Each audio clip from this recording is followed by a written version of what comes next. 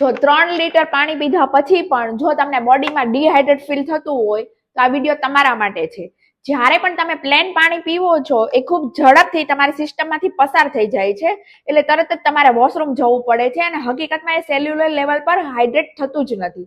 પણ જ્યારે તમે તમારા પાણીમાં થોડી સિમ્પલ વસ્તુ ઉમેરો છો, જેમ કે ફુદીનાના પાન, લીંબુ, આ બધી વસ્તુમાં રહેલું થોડું સોડિયમ શરીરને પાણી અંદરથી હોલ્ડ કરવામાં મદદ કરે છે. સેલ્યુલર લેવલ પર હાઇડ્રેશન થાય છે, વોશરૂમના રાઉન્ડ્સ પણ ઓછા થાય છે, શરીરને અંદરથી હાઇડ્રેટ ફીલ કરાવે છે અને એનર્જી લેવલ પણ બેટર લાગે છે.